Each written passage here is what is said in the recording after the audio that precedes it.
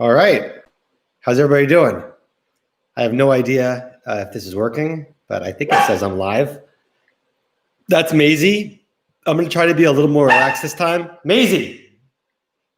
I was a little bit worried about this. So I have a dog. Her name is Maisie. She's over there. And she barks at pretty much any distraction in the room or the house. And since COVID, my daughter is being homeschooled and she's outside right now and walks sometimes up and down the stairs. And Maisie will bark every time she does that. So I can't really do anything about it. My shades are in blackout and I just have to deal with Maisie. I wanted to start off by giving you a little background about myself and why I'm doing this. I've been investing since I was 13. I'm 41 now. This is basically all I've been doing my whole life. I used to work at a hedge fund, and I also co-founded a hedge fund. And about 13 years ago, I started just managing my own money from home. And I manage a little bit of my family's money too. My brother told me I had to say that. And I joined Twitter probably 8 or 9 years ago to kind of build camaraderie around other traders and investors that do what I do. And I met a lot of people through Twitter, and I locked my account about 7 or 8 years ago because what I do on Twitter is I tweet all of my trades and all my positions and my portfolio size, and it's very transparent. And I do it for me, not for anybody else.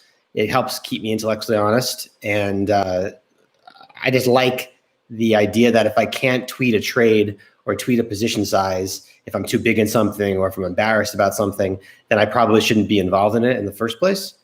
So this YouTube stuff is the same thing. I'm not trying to pump stocks or get new people into my stocks. I guess it's the same thing as pumping stocks. It's just a way for me to be intellectually honest and curious and talk about ideas, which is what I do on Twitter. But it's much easier to talk about them this way than write up long twit-longers on everything. So that's me. I also have 3 kids, 2 very young kids that are 7 months old, identical twins that I was not expecting. They're also in this house. So it's just a lot of chaos. And yeah, the dog might bark a lot. So I wanted to start talking about Tiffany. I should say that I have no professional training in risk arb, and I'm not a lawyer, and I didn't even read the merger agreement with Tiffany. So with that caveat, I have read probably 100 different write-ups or articles or whatever on the situation, and I've been following it for the last 6 months. I didn't get involved until April, and I want to give a little background about Tiffany and the merger saga that's going on right now with LVMH. So in the fall of last year, Tiffany was approached by LVMH to acquire them. And their initial approach was for $120 a share, and they were rebuffed. And over the course of many months, LVMH came back a few times and kept raising their bid, eventually raising it to $130. And Tiffany said no. And LVMH hinted that was going to be their final bid, but eventually went to $135 and Tiffany agreed. So this wasn't some bidding war with a bunch of different companies. Tiffany wasn't for sale, but they got an offer they couldn't refuse, and they took it from LVMH for $135. If you fast forward to the spring, of course, we had COVID, and everybody knows what happened there with luxury retail and being shut down all over the world. First in China, of course, where Tiffany has a huge presence, and then in America and Europe. Things didn't start to get hairy until May, I think, when it was rumored, or April, excuse me, that LVMH was interested in purchasing Tiffany stock in the open market after it blew up on COVID. There was no rumors about LVMH wanting to walk at that point. It was just Tiffany blowing up because everything blew up in March and April. LVMH came out and said that they are not going to acquire any stock in the open market and put that to rest. Then around June, maybe it was sometime between May and June, articles started leaking, numerous of them, that said that LVMH had buyer's remorse, still wanted Tiffany, but wanted it at a cheaper price. And they didn't articulate what that price would be, but they didn't want to pay $135 anymore. Excuse me, I got distracted with my phone. 1 second.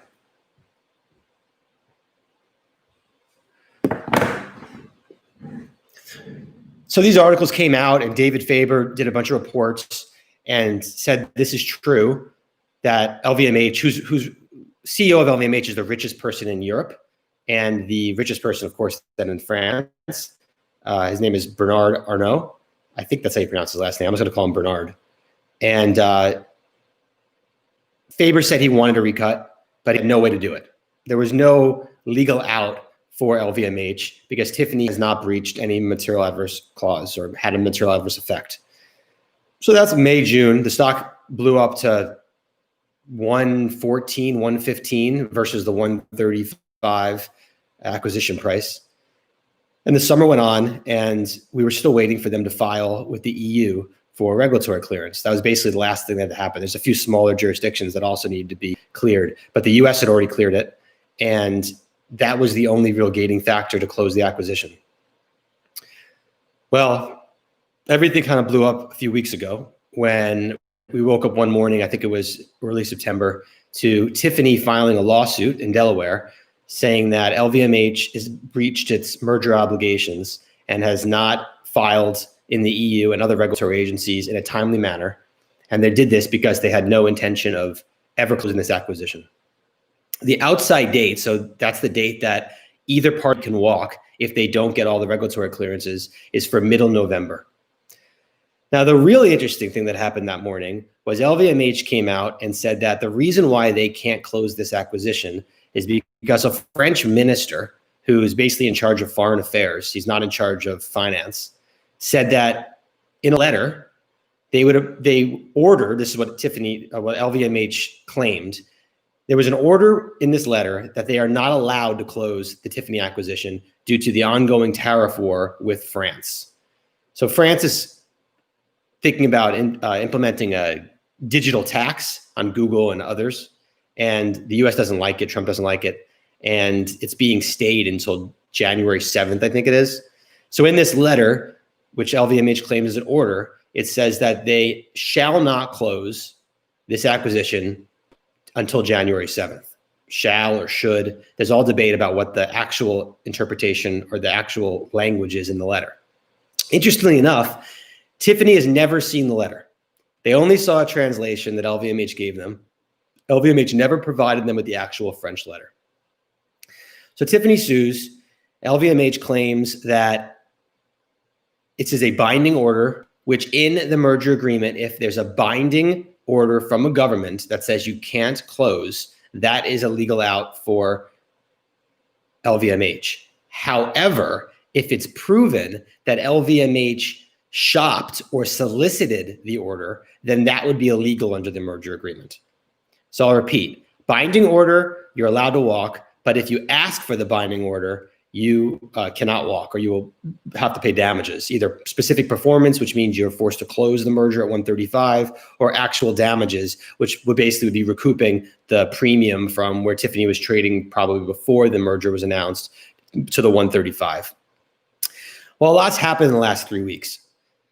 When that happened that day, people thought there was a chance that this was an actual legal order and that LVMH, being so powerful, would come up with another way to make this a legal order. In the last 3 weeks, France has basically been silent. We found out that the Macron, the president, is friends with LVMH's CEO, and he directed, or his office directed, this minister to write this letter. We know this through a couple article sources, and also I believe the French minister, no, he didn't say this. He was testifying in front of Parliament last week. And in that testimony, the bombshell hit. He said he was asked to write this letter. He was asked for guidance from LVMH on what to do about this acquisition.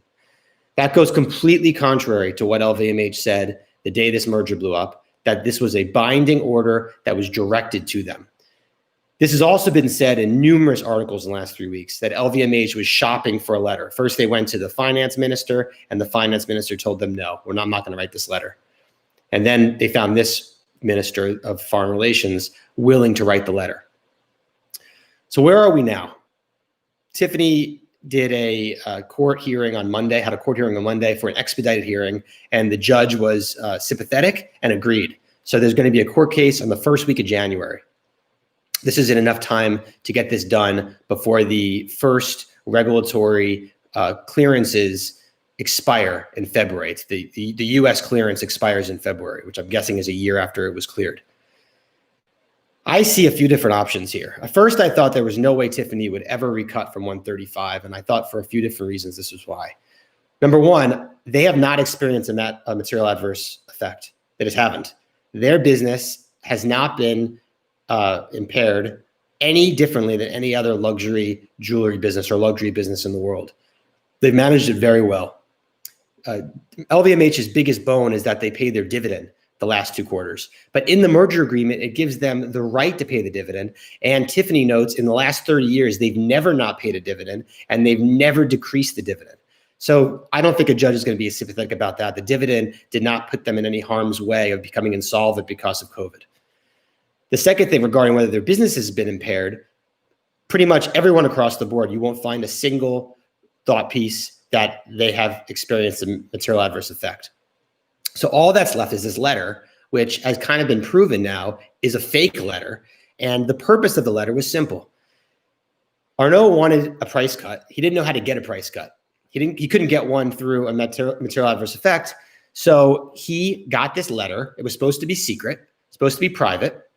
He was going to show it to Tiffany. He did show it to Tiffany, only the translated version. And he was hoping that was his bluff, that Tiffany would say, look, this isn't out. Legally, if there's a binding order, we can't close, and we better give him a price cut now. He found a way. They didn't fall for the bluff. And not only did they fall for the bluff, they sued immediately. And they're going to win. I'm as confident as I've ever been in a lawsuit that they will win this lawsuit. I think the judge would be extremely sympathetic to their cause because it sets incredible bad precedents to let LVMH bully their way into a price cut. Because that's all this was. He's trying to bully his way into it. There's evidence going back now 6 months. He's been trying to get a price cut. This isn't some isolated thing with the French having a tariff war with the US. And all of a sudden he has this out. Oh, I really wish I could close, but I can't because they told me I can't. It just lies. And anybody with 5th grade education can see that it's all bullshit. So I think LVMH and particularly France is incredibly embarrassed. They've all but said so in these articles. You could read them all online. And I think LVMH is going to be very pressured by the French government to get out of this mess as soon as possible. There'll be no trial, and I don't think there'll even be discovery. Now, I used to think that Tiffany would never price cut at all, even $2. Because they spent a long time getting this price from 120 to 135, and they've done absolutely nothing wrong. So I don't know why they would agree to a bully asking for a price cut. Recently, Tiffany has been hinting in private phone calls with investors that they are open to a price cut. That's just the interpretation that some investors have gotten. And ever since I heard that, I now think it is extraordinarily likely we get a price cut somewhere between $1 and at the max $5. And it happens very soon in the next 4 to 6 weeks, not on the 11th hour when the trial starts in January. I feel very strongly about this. I think LVMH knows they have absolutely no court case. They're not even talking about the letter anymore. I think that there is virtually a 0% chance France doubles down and does an actual injunction. They're going in the opposite direction. The finance minister, or excuse me, the foreign minister basically said publicly for the first time in the last 3 weeks that this was a letter solicited by LVMH and it's his duty to give advice when asked for by a French company. That's the opposite of what happened here. So there's no way to tie that, what he said, to all of a sudden we're going to wake up to a permanent injunction from the French government. I just think that's put to rest completely. So all that's left is what's the court case and does LVMH have a chance of winning? And I think it's virtually zero. If Tiffany loses, it was trading around $75 before all this. There's an argument to be made now that it's worth more. the business is booming in China now that COVID has receded there. And many think it wouldn't go below 100 if the deal broke. So we're trading at 116. I think a deal break is between 90 and 100. I think there is a greater than 95% chance this closes. I think there's a 5% chance they agree to a more extreme cut, no less than 125. I just can't see how a board would ever agree to a 125 cut since, again, they've done nothing wrong and they're just being bullied. So I say it's a 90% chance it closes at 130 or above, a 5% chance 125 to 130, and then a 5% chance it breaks and it goes to between 90 and 100. To me, for a very liquid large cap stock that has no correlation to the upcoming presidential election and to anything else macro, I love this idea. It's the best ARB I've seen in years. And I would like to be bigger in it than I am now. I think I have a 20% position in it now. So that's Tiffany. I can't imagine what shoe could drop at this point that would change my mind. It would require something else LVMH could pull out of its back pocket. But this was it. I mean, this was his bluff. He didn't see any reason to concede to Tiffany. In his mind, the worst thing that could happen from all this was he'd have to pay 135. He was wrong. The worst thing that could happen now is he's embarrassed that he's really pissed off a lot of powerful French politicians, and he might have to pay 135. I think he could have a win-win-win if he gets a $2 price cut and he gets to put this behind him. He could say, look, I got some money, I saved some money, and so it was worth it, I guess. And the French politicians aren't angry at me anymore. So that's that. Let's move on. The next thing I want to talk about is Groupon. Groupon is a giant turd and has been a giant turd for many, many years. But it's gotten really interesting, I think, in the last 6 months. So I'm going to give you a little brief history, just what's happened since February. It used to trade at a pre-split basis at 20 to 1 ratio. So I'm going to quote it in post-split prices, but in my mind, sometimes I think of that as pre-split. Anyway, back in February, it was trading at $90, and they warned on the fourth quarter rather largely, and fourth quarter is their big quarter. Stock blew up from 90 to as low as, this is where it's going to get me in trouble. I think it went as low as 40 or 45. The problem to differentiate is it blew up in the middle of February and then it kept going down as COVID happened. So it's hard to know what was the blow up of the earnings warning and what was the blow up of every stock going to zero. Anyway, at the end of March, they fired their CEO and they fired their CFO and they brought in their head of North American goods, North America, not good, just head of North America as their interim CEO. They put in April a stock rights plan, they said not as a result of any approaches, and the stock got as low as $12 or $13, I think, in the spring. In June, they reported good numbers, and the stock popped to like $28. And an insider who was the executive chairman of Groupon, the founder, who's only sold stock over the last 3 or 4 years, bought $5 million worth of stock at $21.50. They put up great numbers. The stock gave it all back. The stock went to 15, 16 in July. I did leave one really important thing out. I'm sorry. They did a 20-for-1 reverse split the first week of June. And right after the reverse split, the stock just never found a bid. So I think that was a huge reason why the stock blew up in June, not necessarily from a fundamental perspective. I bought the stock in July when I saw the quarter one earnings results, and I saw the new CEO, who I was pretty impressed with. You fast forward to August, and they blew out numbers. It was far better than anybody expected. And the new CEO, who's an interim CEO, which everybody should listen to, put on a great conference call, how they're going to change Groupon and move forward with kind of a different business model. It's a big undertaking. They also said, and it was a very minor part of the conference call, and a minor part of the earnings, they were going to keep selling goods. I should point out, back in February, the old CEO was going to exit goods completely. But this CEO said they're going to keep selling goods, but they were going to move it to third party, so 3P. And it was going to change the way all the revenue recognition would impact goods. So instead of reporting goods on a gross basis, they were going to report goods revenues on a net basis. But they didn't give any guidance to top line, either on goods or in their core business for the third quarter. All they talked about was what they thought EBITDA was going to be for the third quarter, which is a band of negative 10 million to positive 10 million. So the stock went from like 17 or 16 to a high of 35 up until 2 weeks ago, when they put out a presentation on Friday night. It was basically an 8K. It was a very weird way to do it. It was a one-page PDF presentation that gave us the goods revenue numbers for quarter three, which was $150 million.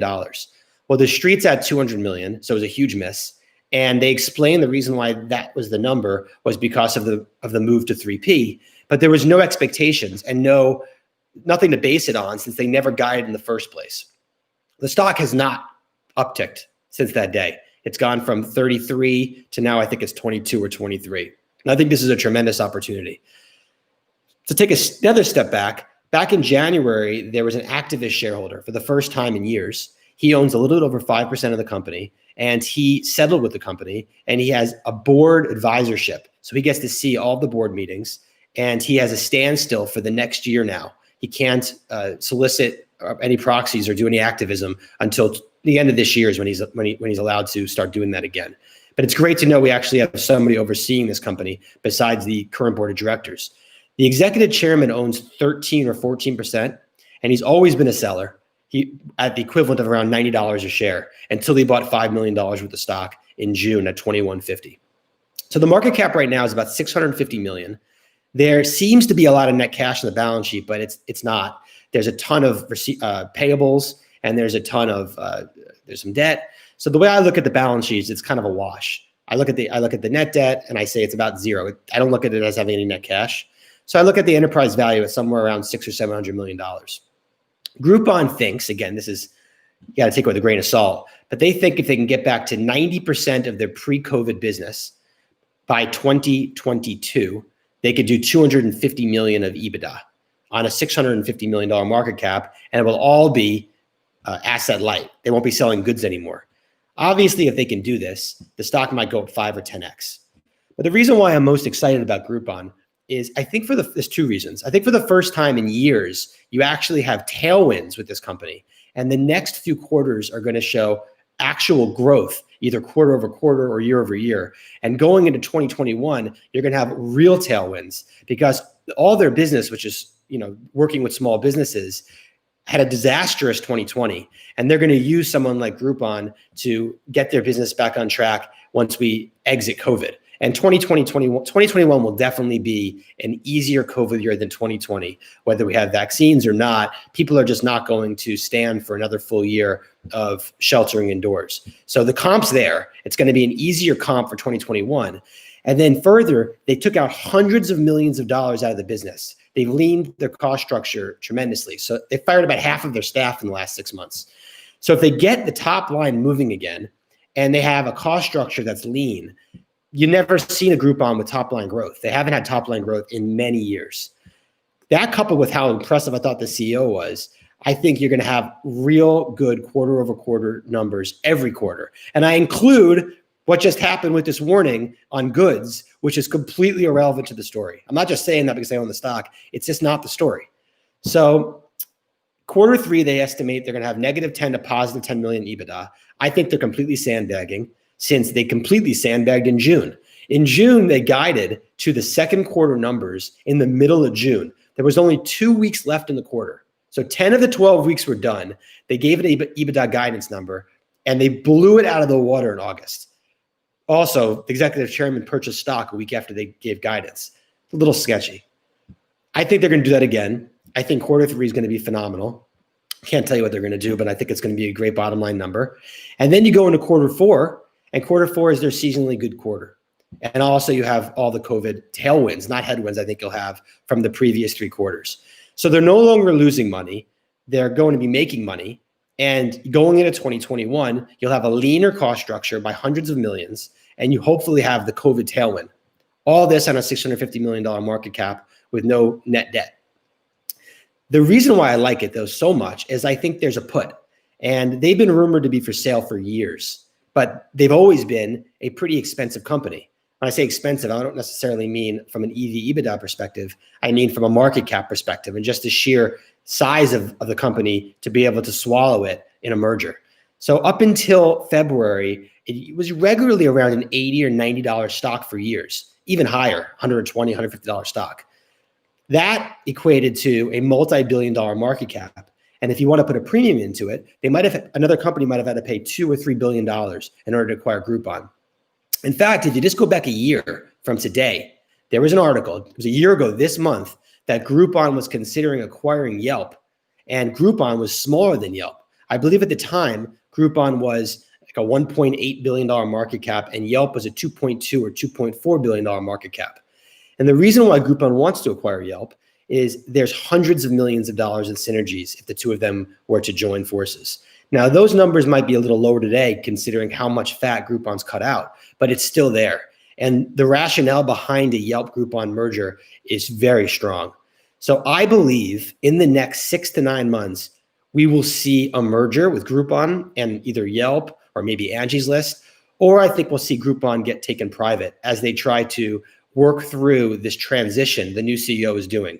Like I said, you have to listen. Don't read. Listen to the last conference call, and you'll be very impressed with the path forward of this new CEO. It's definitely not business as usual at Groupon. I think everyone's incentivized. The chairman owns 13 or 14%. You have this activist shareholder who owns 5% and is way underwater. And I think the math's there for huge amount of money being made, either through a take private or through a public merger and saving hundreds of millions of dollars in costs.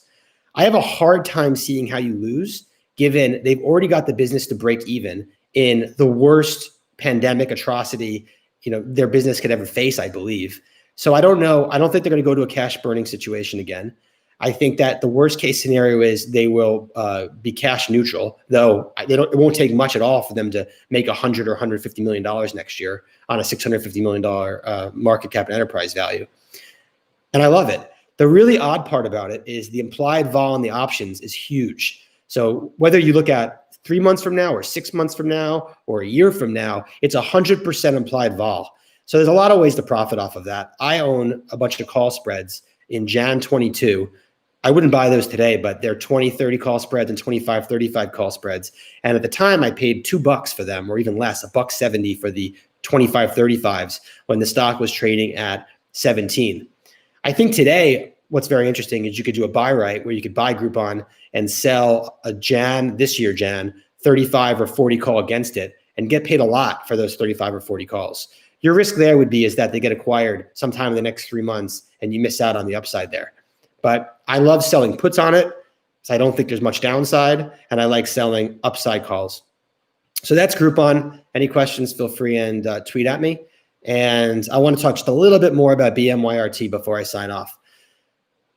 The only thing I want to add about BMYRT is there's been a few phone calls I've done, and I've done with some other people, and there's also been some sell-side notes from some specialists about the last couple months. FDA has been sending letters to sponsors about 60 days prior to their PDUFA saying they might miss the PDUFA.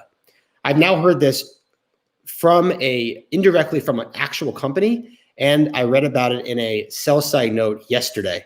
And the sell-side note said that this has happened to 5 companies within 60 days of their PDUFA date, and all 5 of the companies were approved on or before the PDUFA date. I want to repeat that. 5 companies were given a letter 60 days prior saying they might miss their PDUFA date, and it referenced inspections, and all 5 of those companies were approved on or before the PDUFA date. I think this is an amazing data point, and I think it explains why Bristol-Myers has decided to disclose to us multiple times they have not had their inspection and they need their inspection. It's very clear to me, based on both the note yesterday and what I heard a few weeks ago indirectly from a CEO, that these notes are going out and this letter went to Bristol-Myers. Bristol-Myers probably got this letter. If they didn't get it 60 days before, would have been the middle of September. So I think they got it earlier than that. The first time they disclosed any of this was the beginning of September. So I think they got the letter sometime around then. And I think their attorney said, you have to disclose this. There's a letter from the FDA that says, we might miss your PDUFA date. Interestingly, Bristol-Myers didn't ever use that language with us. They never said we might miss the PDUFA date. They just inferred it in their comments. So I believe that is the cause of the frustration and the excitement here.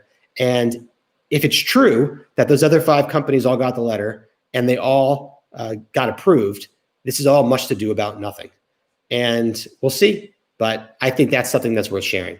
All right. I think I've done this for 30 minutes now, and I enjoyed it. I did get some lighting. I hope I look a little bit better. And I'm going to work on the glare on the TV and on the Pearl Jam poster, get some shades for the other side of my office. It was nice talking to everybody, and I'll see you again soon. Bye.